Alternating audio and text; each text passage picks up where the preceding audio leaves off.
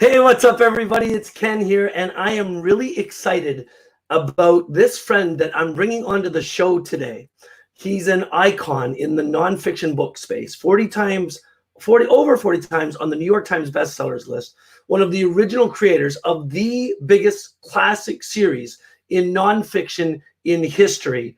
And we're going to get started with Jack Canfield in literally just seconds. Going to just go break away for 1 second, let you know what this show is all about, and we'll be right back to you. So the big question is this: how is a tiny percentage of entrepreneurs blow the pack away? What are they doing that we're not? I asked myself that question for 10 years. I was failing forward and getting sick of it. I wanted to build a coaching business, but couldn't make any headway. So I started studying. I realized that the world's most elite marketers, entrepreneurs, and gurus were all using the same 4-step system. I call it the authority factor. On the show, I'm going to prove to you that the authority factor worked for them and it'll work for you. My name is Ken Dunn. Let's get started. Let's get started. Let me bring on Mr. Jack Canfield. Jack, how you doing today, sir? I'm doing really well, Ken. Really glad to join you. Thank you. Yeah, my pleasure to be here with you too. Hey, listen, I want to jump right into it, Jack. I started talking to folks of your caliber a couple of years ago. After studying you and others from behind the scenes for years, I've been trying to figure out exactly what happened in your life and the lives of people like you that got you to where you are right now. Now, I've caught up with pieces of the story, the early days, but today, 42 times on the New York Times bestsellers list. But that, I think, pales in comparison to the fact that you've sat at the top of most major bestsellers lists around the world. Chicken Soup for the Soul is one of the true franchises of the nonfiction world. Jack, the first question I have for you is, like, when you sit back today and you realize where you've gotten to, what kind of thoughts run through your mind? Well, first of all, I rarely sit back and think about that because I'm so busy creating the next thing I'm working on. But, I get letters from people whose lives have changed, people who told me that they would have committed suicide as a teenager if they hadn't read Chicken Soup for the Teenage Soul. People I just got an email from someone who has a friend in Morocco who's hiding out at the moment, reading the Success Principles, trying to escape from the country because he's being persecuted for his religious beliefs.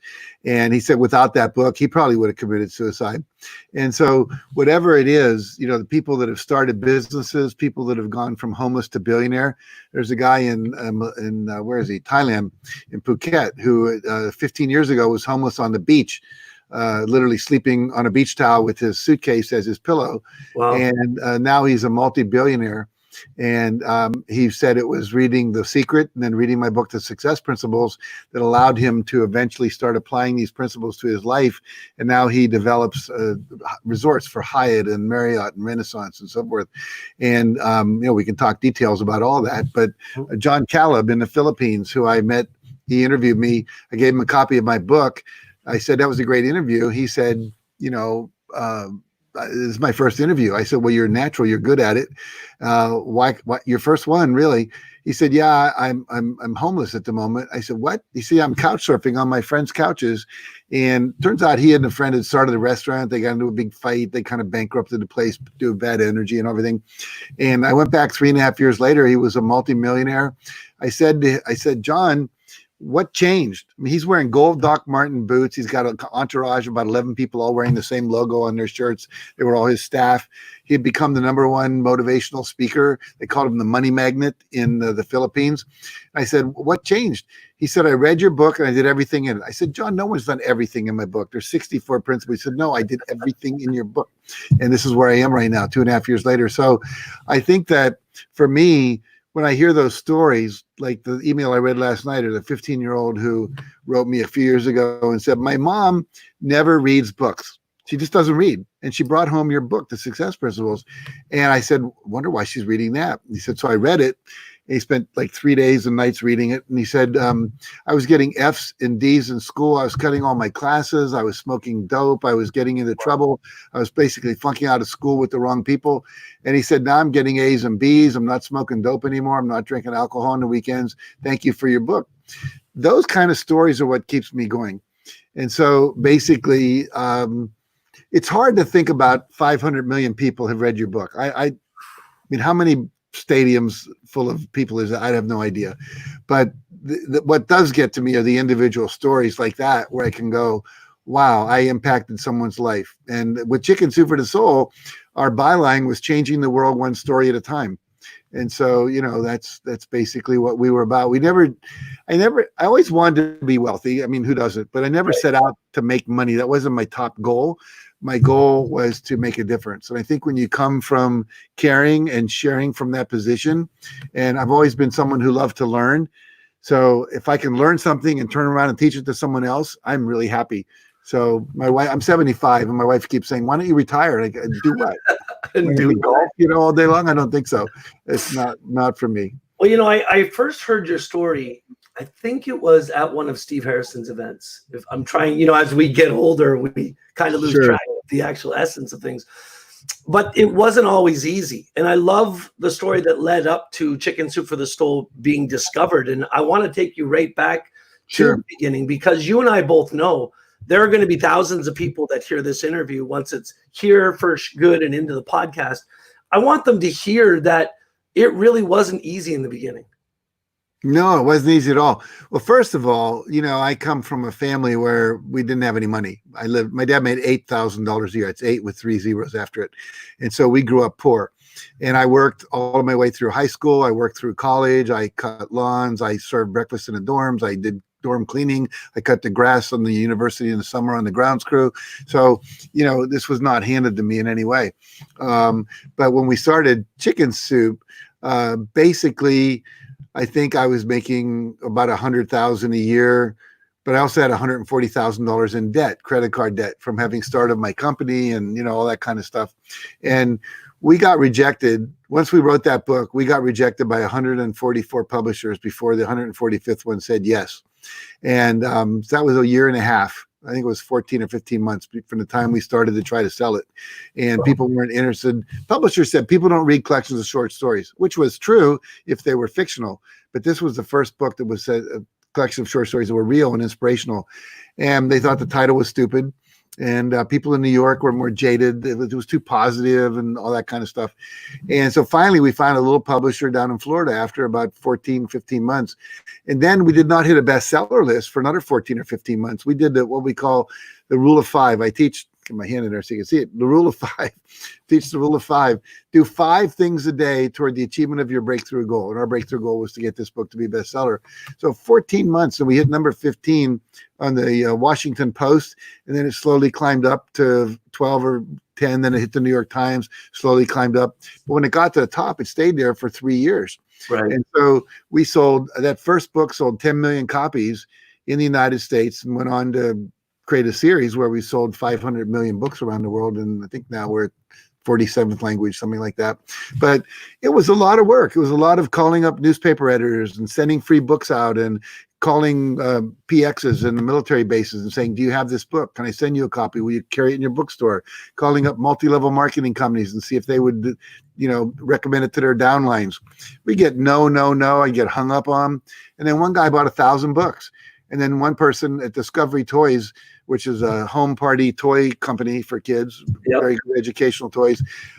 She bought some books, and then she hired me to be her keynote speaker. So, you get a lot of no's along the way, but if you don't give up, if you persist, I think the universe tests us. How committed are you?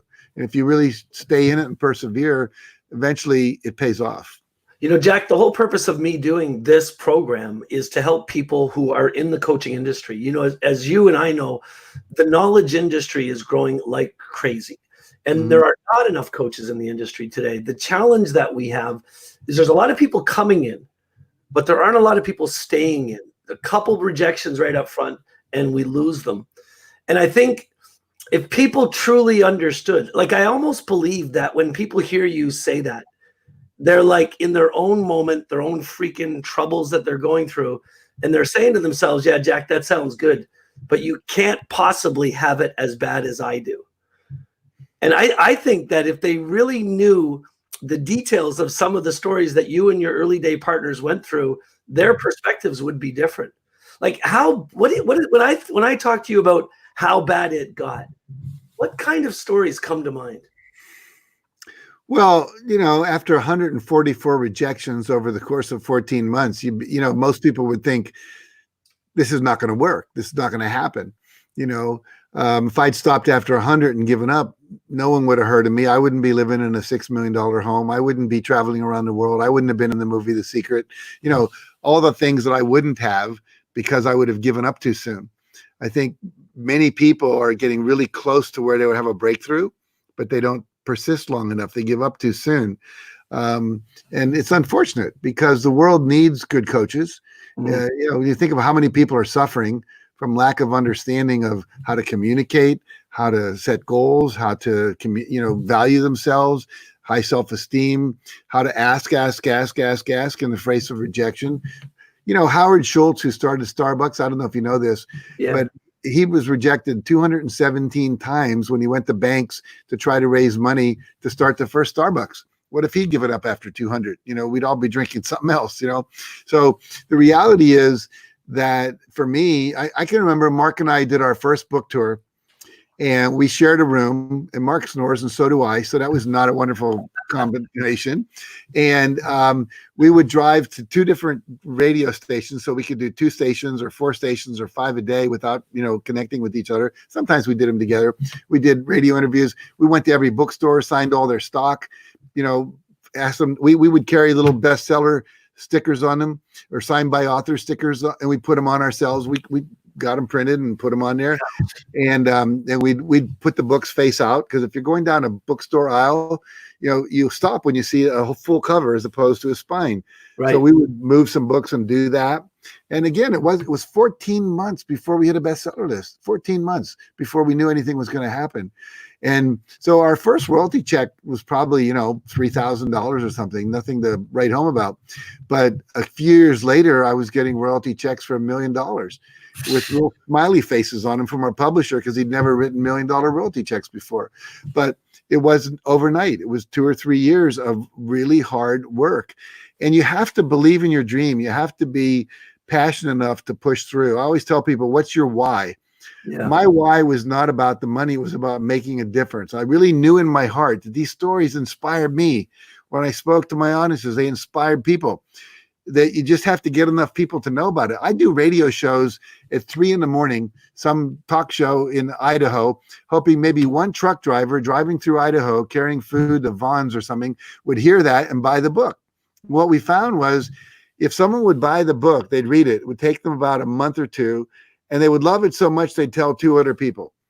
And then, or they buy 3 copies for their kids, or they buy 5 copies for their sales team. So we'd watch our numbers jump about every month and a half or 2 months. They would like double. And then the sales would double again and double again. Well, you know, if they double long enough, eventually you get to some pretty high numbers. But it took a while, 14 months. And most people, after 2 or 3 months of not getting on the Today Show or not being on Oprah or whatever, they give up. And you can't do that. Nothing today. I won't say nothing, because with the internet and launch strategies and people that have, you know, figured out how to do all that, and people that have mastered social media and spent time building lists and building relationships, often it looks like it's an overnight success because a big product launch happens. But all those affiliate relationships were built up. It took time to do that, to build credibility, to talk to people, to convince them to do things for them, etc. Then all of a sudden it looks like you're an overnight star. It's like singers in bars. You know, they'll play the bars for 5, 6, 7 years before they finally get a recording contract. Or comedians, you see these comedians on TV and they tell you, man, I was doing clubs in Alabama and South Dakota and Vancouver, and those weren't fun, you know, but they did it because they love to be funny. And if you do it because you love it and you're willing to persist long enough, eventually most people have that breakthrough, but you got to be willing to hang in there. You know, what I love about the book, The Success Principles, is it's not the type of book. If anybody asks me about the book, the first thing I tell them is it's not the type of book I would encourage somebody just to sit down and read from beginning to end.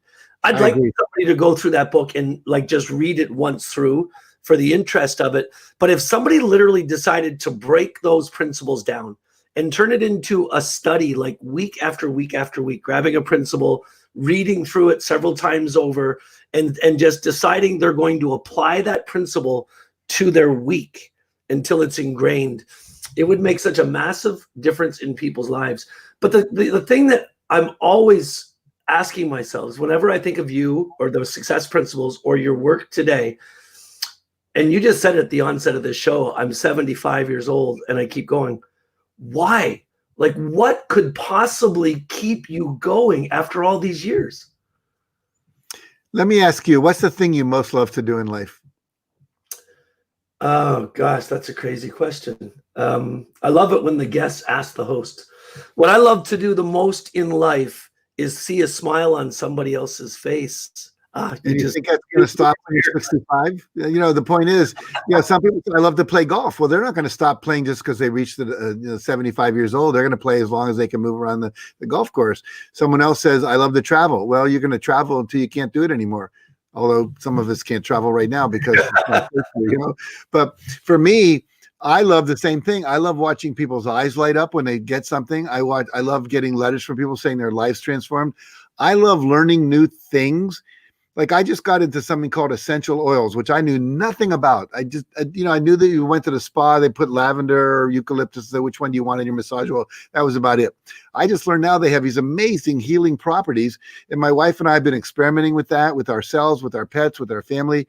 And now I'm telling other people about it because I learned about it. So when I learned about EFT tapping, I wanted to tell everyone, you don't have to be afraid anymore. You can get rid of fear in 5 minutes. So for me, discovering something new that can help people go further and faster than they ever thought possible to where they want to go, that to me is like being an explorer in the Amazon. And I just found a new species of bird that I want to turn everyone onto. And I've got all these tourists coming down. I can't wait to show them. And they're going to go, oh my God, I can't believe it. So that's how I feel about what I do. Jack, I know that I've seen some of the media that's kind of shuffling around now about the Essential Oils affiliate program that you're now promoting. If somebody wants more information about that, how do they get in touch with you personally? Well, you can send an email to oils@jackcanfield.com and I'll have one of my staff connect with you, or you can just go to www.oilswithjack.com. And the reason I'm so excited about it is that literally we're finding that when you use essential oils in terms of psychological processes that I do in my seminars, it accelerates it. We're finding people getting over PTSD. We're finding people that have had, and PTSD doesn't just come from war. It comes from sexual abuse, from emotional abuse, physical abuse, etc.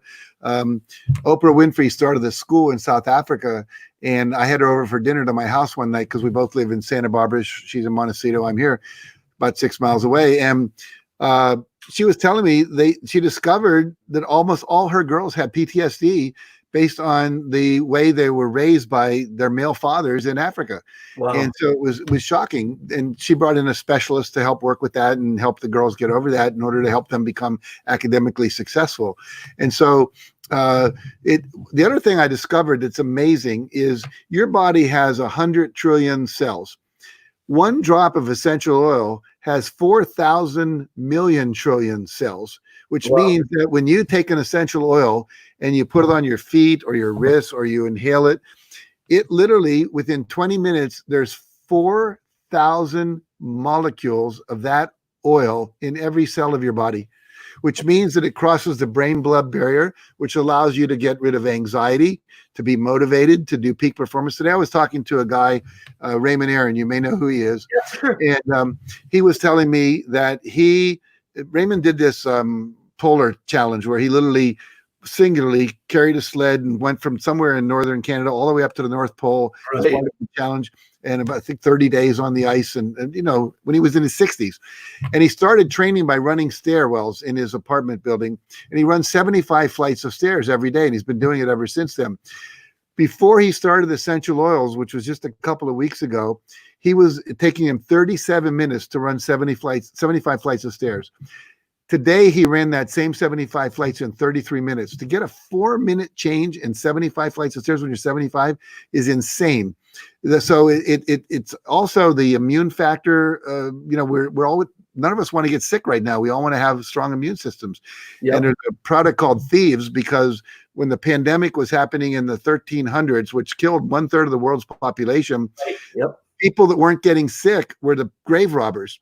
And they were digging up people's bodies to get their rings and things off the, you know, and they never got sick. And they found out why was that they were from Eastern Europe, and they were putting these oils on their bodies that were infused with cinnamon bark and cloves and thyme and things like that, which basically are all antibacterial and antiviral. And so these are the things that are in some of these products right now for cleaning, for inhaling through your diffuser, which basically just vibrates the water really fast with the oils in it and you breathe it. So I don't want to go into a whole thing on this, but basically I'm so intrigued. I've read 5 books on essential oils in the last couple of weeks. I feel like I'm Merlin in his tower with candles late at night, studying ancient texts to know about how to do all this. Because I'm with the hat right now. yeah, the little with the stars on it, But hey, listen. So my research in my life revolves around a theory that I have called the authority factor. And essentially, what the authority factor lays out or dispels is a process where, if you take a look at guys like you or any of the world's top leaders, we all end up walking the same path, virtually speaking. When you first got started, you weren't thinking, what am I going to do with hundreds of millions of dollars? All you were focusing on truly was pushing yourself to be the best you could be so that you could represent yourself to other people. As that started to mature, people started paying attention to you. As they started paying attention to you, they started following you, they started jumping onto your list, and the income followed. So I think what I'm seeing in everything that you live for today, just hearing it in you, I don't think you've ever stopped working on yourself. Is that an overriding mission in your life? The study, the constant thinking, all of that stuff? Yeah, I once, I don't know if you're familiar with the passion test that Janet Atwood and Chris Atwood created, but one of the questions is, you have to answer the question, I'm happiest when I am what blank. And you write, and one of the things I wrote was, I'm happiest when I'm learning new things and teaching what I learned to others. I'm happiest when I'm hanging out with highly conscious people, talking about things that matter. And so those were my 2 highest priorities, my 2 highest values, if you will.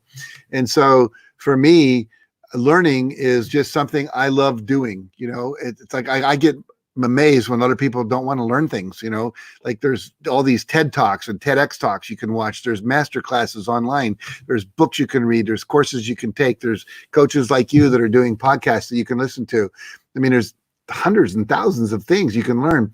Now, obviously, I'm not so much interested in learning, biophysics or astrological things.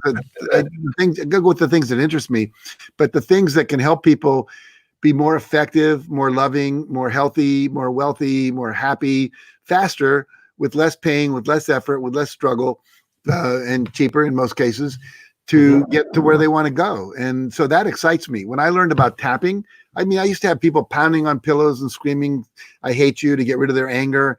And now we can just tap and it disappears. It's amazing. So anything, I just found out, for example, that if you take essential oils and put them on your fingers when you're tapping and doing EFT, that even happens faster. So Sure. We're constantly learning new things. And I'm like just a student of anything I can learn to help people become free. And it's like, my wife's a Buddhist.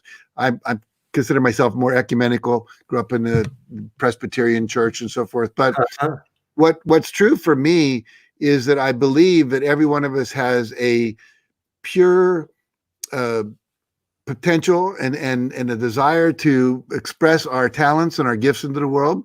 And the Buddhist thing I mentioned with my wife is the Buddha said, and her whole chant that she does every morning is, let me help alleviate suffering everywhere in the world. May everybody be free from suffering. And that's kind of where I come from. Suffering should be optional. We know too much now to sit around being unhappy. There's just too many techniques that have been developed in terms of meditation, Byron Katie's work. We could go down the list of things that we could learn and say, okay, if you learn this and you apply these principles, you do these disciplines, you can be successful. I wrote a foreword for a book called The Billionaire Secret this year. And a friend of mine, Raphael Bazag, interviewed 21 billionaires, and it was hard for him to get to them. They were in 17 different countries that all been really successful. And what I found, he was looking for patterns. And one of the things he found, every one of these billionaires, whether they were 35 or 81, got up before 5:30 in the morning. They all meditated for at least 20 minutes a day. They all exercised for at least half an hour a day, some for an hour, and they all read voraciously. Now that there's some clues. Like Tony Robbins says, success leaves clues. And so if you got all these people that are successful and you study, how do they think? What thoughts do they do? What stories do they read? What magazines do they read? What do they do? in terms of their health? What vitamins are they taking, etc.? Then you basically have a shot at having a great life because someone's been down that road before you that's figured it out. Jack, I can't help but think about the cynic. I think when I look at all the different people that come into my world, it's almost, I know this is going to sound cliche maybe, but it's almost it's the cynic that I want to, Sure. that I want to change. The cynic is going to say, it can't be that easy. It can't be just reading books. It can't be just learning a new skill. I'm too busy. I don't have time for that stuff. Like when you come across somebody like that you want to try and break through to, what are the thoughts you try to get into their head when they're in that mindset? Well, first of all, I never said it was easy. I think you got to do work. I love that quote that you probably heard a million times. The only place that success comes before work is in the dictionary. And so the reality is there is work involved. I think sometimes pain is required, staying up late, going to a boot camp where you're working from 7 a.m. till 10 at night with someone like Tony Robbins who never lets you go to sleep, walking on fire, traveling like I do. Sometimes I just did a 5-city tour of India where I would do a workshop. I would get on a plane like at 8 o'clock at night, travel, get somewhere like at 1 a.m, go to bed, sleep 5.5 hours, get up and do another workshop, do that again for 4 or 5 days in a row. That's not easy, but I would have 1,000 people or more at every event. Right. They would end up signing up for my Train the Trainer program. They would end up buying my books. They would end up coming to America to get trained in some of our more advanced, workshops and retreats and so forth. So, but I love it. I don't love the travel. I don't love the time zone changes and all that stuff. But again, I've learned how to cope with that. I've learned you can tap away your tiredness, all kinds of things you can learn. Yep. John Gray taught me whenever you travel to a new time zone, get in the water of that time zone, swim in the pool, swim in the lake, take a bath, whatever, because the water is containing the energy of that time zone. And also you can tap on certain things to make the circadian rhythms that move through your body. Different organs at different times are the dominant organs, and you can actually fool your body through acupuncture kind of pressure massage to actually show up at the time you should be in Russia when you get there. So all that aside, I would say to a cynic, how's that working for you? Yeah. Because most cynics are not very happy. They're not getting what they want, and their belief that it's not possible may have come from someone who sold them a bill of goods about how quick and easy it could be. And it wasn't, just do my weekend workshop and your life will change. Well, I think that's BS for the most part. Yep. It's not that you couldn't have a major breakthrough in one weekend, but it's probably several weekends and workshops that led up to that allowed that breakthrough to happen at that point in time. I always say when you go from 49% negative to 51% positive, or you know what I'm saying, 51% negative to 51%, it's a big shift. Things shift really amazingly. And then as you move up, it gets a little harder. Going from 96 to 97, it takes a little more work, inner work, usually spiritual work. But the point being that if I always say the principles always work if you always work the principles. And what I tell people, if you buy a copy of my book and you read it and actually do what's in it, and it doesn't work for you, send the book to me. I'll give you your money back. And we have a money back guarantee for every program we sell. I don't care if it's online or in person. I think I've had 3 people in the history of our company ask for their money back for anything we've ever done. And it was really more about them than it was about us, but I wasn't going to argue with them. So, we're going to keep our word. For people that listen to this or see this show on YouTube or listen to the podcast, the thing that I want you to understand about Mr. Jack Canfield is he's far from done. If you go to jackcanfield.com, you're going to find an incredible series of courses and continuing education programs that revolve around the success principles. Jack, in a second, I'm going to ask you what your favorite or most important success principle is. So be ready for this. And as you're thinking about that, I want to tell everybody, it's been a real blessing to have Jack here on the show today. If you're interested in getting to know the man's work better, to get a bigger look at what really empowers him, get over to jackcanfield.com, get into his programs, and check out his the trainer program. Jack has worked with elite level entrepreneurs all over the world and taught him personally the success principles and empowered them to take those success principles around the world. And it's an amazing, amazing program. Now, Jack, back to you. What's the most important success principle for somebody in your mind? Okay, I'm going to turn the tables on you again. If you could only keep one organ in your body, Ken, which one would you keep? Well, we'd have to assume that I could live without them, because I'm going to say my heart, but I know I need my mind to function. Yeah, you need your heart, you need your liver, you need your kidney. Without any of those, your lungs, you're dead. And so the same thing is true about the principles. In other words, there's not one principle alone that'll do it. It's that combination lock I talked about earlier. You have to know all the numbers in a combination lock to get that lock to open. And so what happens is, if you're missing one number, it doesn't matter how hard you work. So I recently put together a book called the Success Principles Workbook, since it only has 17 principles, not 64 like the big book.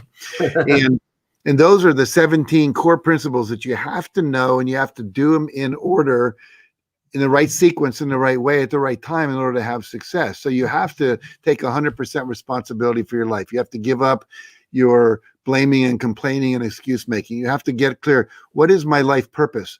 We're all here for a purpose. If you don't know what your why is and what your purpose is, as I think it was man who wrote the 7 Habits of Highly Effective People, whose name's escaping me at the moment. Stephen Covey. But Stephen Covey said, you don't want to get to the top of the ladder and find out that ladder's leaning against the wrong wall. Right. And a lot of people do that. They get what they think is success, but they're not fulfilled. They're not happy because they didn't fulfill their purpose. Once you have a purpose, you need to know what's your vision of your ideal life to fulfill that purpose. Then you have to set goals, specific, measurable, how much by when, in order to achieve that vision. You have to have an affirmation. I'm so happy and grateful that I'm now earning $1 million a year. I'm so happy and grateful that we've now ended hunger in Clark County, whatever it might be. And then you have to use visualization. You have to take action, do the rule of 5 we talked about. You have to ask for feedback. Most people don't listen to feedback. They get angry at the feedback. They defend themselves against feedback. You have to be willing to persevere. You have to have a mastermind group and an accountability partner, because most people listening to this are solo entrepreneurs. They're coaches. They don't have a boss, so they do the easy thing rather than the hard thing. Right. If I tell my secretary, call the White House and see if you can get through to the president, she doesn't ask me why. She just does it. But I can spend 7 days trying to make that call, thinking no one's going to answer. Who am I? Blah, blah, blah. So you need to have someone that holds you accountable to the actions you know are going to get you where you want to go. You have to ask without fear of rejection. You have to reject rejection.